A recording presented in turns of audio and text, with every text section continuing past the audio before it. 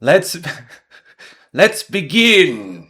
You know something that has not been released? Do you know things that you feel the American people should know? There will be an announcement soon on one other kind of factor to all this, but it's nothing that I think it'll just be kind of give the assurance that people will understand that the phenomenon is real. But no, I mean, for the most part, everything that we have been able to discuss in a skiff, we can now talk about publicly.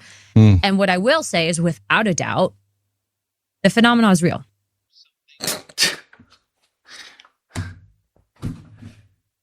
I almost don't even want to hear from the representatives and the higher ups anymore because it's the same shit every time. Soon. Like, I don't want to hear anything from them unless it's something that I've never heard before. Like, this constant carrot on a stick it's exhausting. But this actually leads me to a thought I had the other day.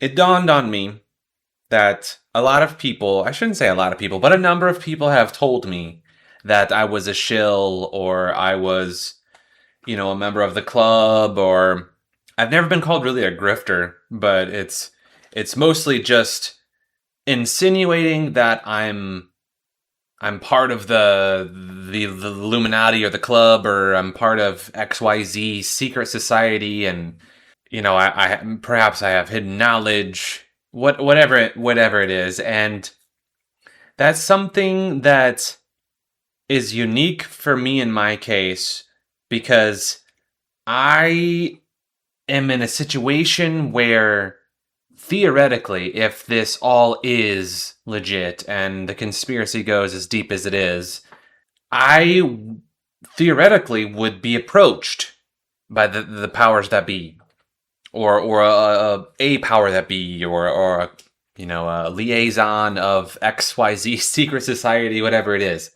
So I'm in a unique situation, and some people think that situation has already occurred. With that said, I think most of you regular viewers know that I'm genuine, and I'm not yielding crazy amounts of viewership that would exactly warrant the suspicion of being a member of the club. I'm not getting hundreds of thousands of views overnight or anything. I mean, maybe if I was, like, all of a sudden the switch is flicked and the algorithm suddenly spotlights me and you see me on every recommended tab or whatever. But I think all signs point to me being a genuine individual, and that I'm not, bought and paid for. I'm not a shill, whatever it may be. But there is a certain level of accepted deception that I'm doing here. I'm wearing sunglasses. I'm partially disguising myself. Obviously, you can see past videos of me, but there is a certain level of deception here, and partially to protect my identity, partially because it's part of a persona, a character, just keeps it fun. And like, I don't even address myself as anything. Y'all don't even know. Y'all call me by my other channel's name because I don't call myself anything on this channel. But I am curious, how much deception do you viewers believe I am exuding here? Do you think that I'm faking a lot of this for entertainment value? Or yeah, because there's gotta be, like, where do you guys view that this line of deception is? I'm very curious to hear what you guys have to say about all this.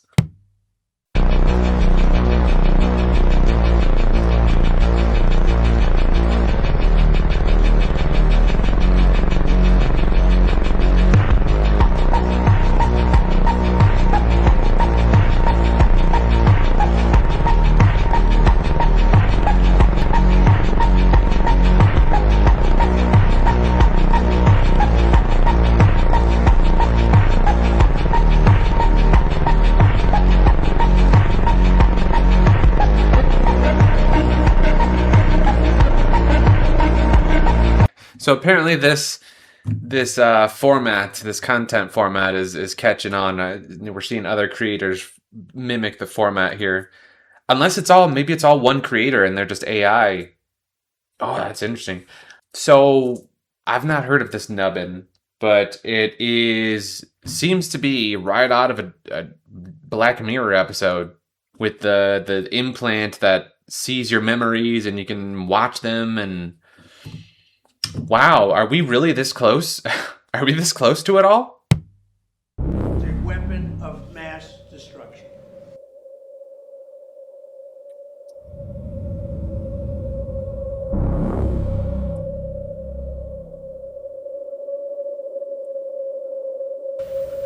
I take the fact that he develops weapons of mass destruction very seriously.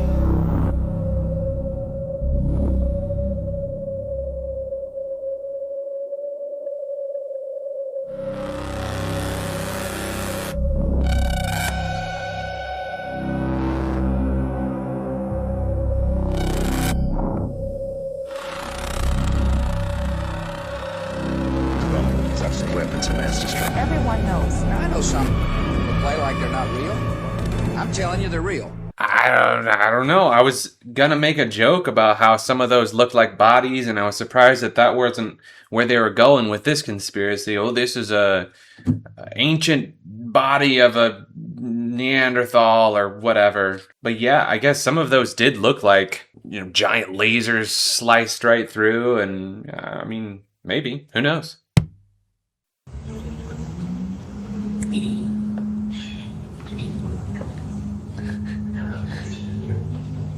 That case is glowing.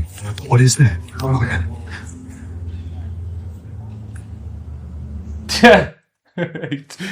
Aliens gonna start booking at him. Hey Mo, I know I'm not motherfucking tripping. That's a motherfucker. What the fuck going on in the sky? By law, I know I'm not tripping. What the fuck? Some motherfucking spaceship. This ain't no AI neither. We in the middle of the city, yeah.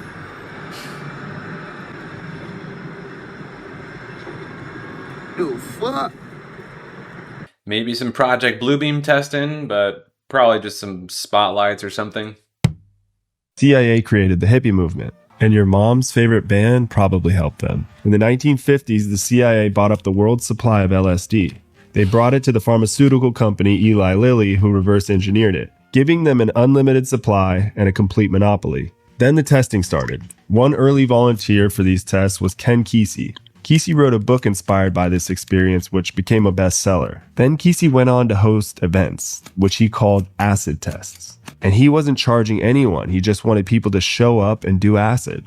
For these events, he hired an unknown house band called the Grateful Dead. These events became wildly popular, and with them rose the popularity of the band. So the Grateful Dead begins touring, and Kesey follows them around in a bus from show to show. And everywhere he went, he brought a vat full of Kool-Aid laced with LSD. This guy had a seemingly endless supply, exporting the hippie culture all around the US. Meanwhile, the CIA is flooding college campuses with LSD under the guise of research. And the Grateful Dead was just one of many bands in this movement. At the same time, in Laurel Canyon came a wave of musicians with something in common. They were all children of high-ranking military officials. The biggest names in music: Jim Morrison of The Doors was the son of an admiral. Frank Zappa's father was a chemical warfare specialist. Even Crosby, Stills, and Nash. Yeah, all three of them. And all of these bands as well. The theory is the CIA orchestrated the hippie movement to steer a very real anti-war movement into something a little easier to combat. Dissent without teeth. The hippie slogan was literally, Turn on, tune in, and drop out. in other words, do acid and remove yourself from society. And a lot of them did drop out of society to go live in communes in the woods. This intersection between hippie culture and the CIA could all be a great big coincidence. Maybe military brats naturally want to rebel. And maybe the CIA was giving away acid because they're chill like that. I mean, I think that there's potentially some legs here, but I do believe that the hippie movement was probably inevitable one way or another. I consider myself somewhat of a digital hippie. If I was alive during that era, I probably would have followed suit, but I believe that there is something there to what all is encapsulated in it. And it's not even just like the hippie era. I think it's a lot of more relaxed, stoicism, Buddhism, just go with the flow. Like that kind of not as stressful and chaotic philosophy, I guess. I think that that's inevitable regardless of what the government was going to do. And now we have this laser experiment where you can see code in reality if you shine a laser on the wall. And Danny Gold, the guy running it, is a good friend of mine. He figured out one day, I have no idea how, but if you shine a fat diffused laser on the wall, that you can A, see through the effing wall, and B, there's like code, like Japanese alien looking code written on the wall, and it's completely static. So far they have. You're telling me you see through the wall. And you can see, well, the code is written like behind the wall. It looks like a foot or a few feet behind the wall. So you're seeing through the actual wall into some other realm. You're on a hallucinogen. Things morph and move around and change and all this kind of stuff. This code is permanent and static. So like if I move the laser up on the wall, it just reveals different characters. Like I'm just shining a light on a map. No kidding. Okay, I didn't realize it was just a static map. I thought it was projecting, and like as the projection moved, it moved with it. But knowing that it's just static, that changes it up completely as far as I'm concerned. Because that, to me, indicates that it was preformed.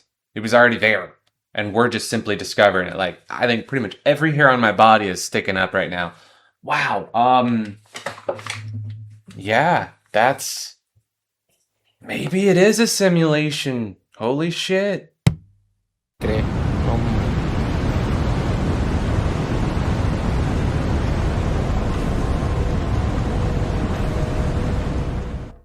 Yeah, I've never seen anything quite like that before.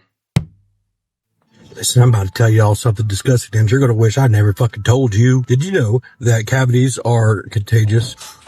Not only is it caused by sweets, it's a bacteria. You can get it from kissing. You can get it from sharing drinks with someone. That's how kids get cavities. If they'd be constantly picking up somebody's drink and drinking it. Go ahead. You don't believe me? Google it. Google are cavities contagious. Go ahead. Pause the video, like the video, save the video, and go look it up and come back and comment. My right hand up to the whatever.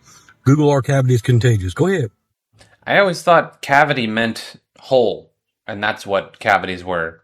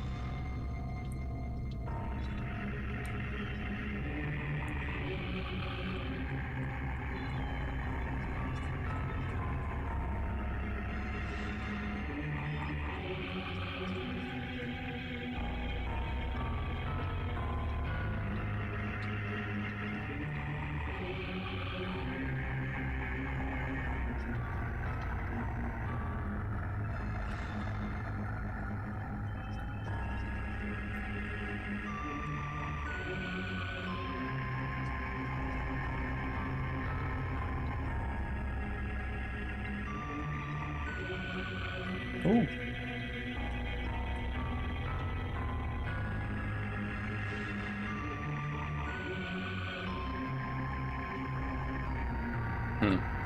I'm very curious. How do they determine what media is to be predictive programmed?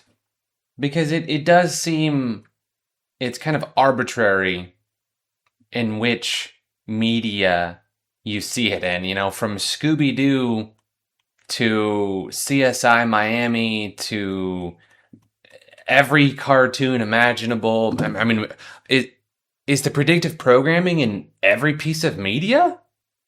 Like, how is this all determined?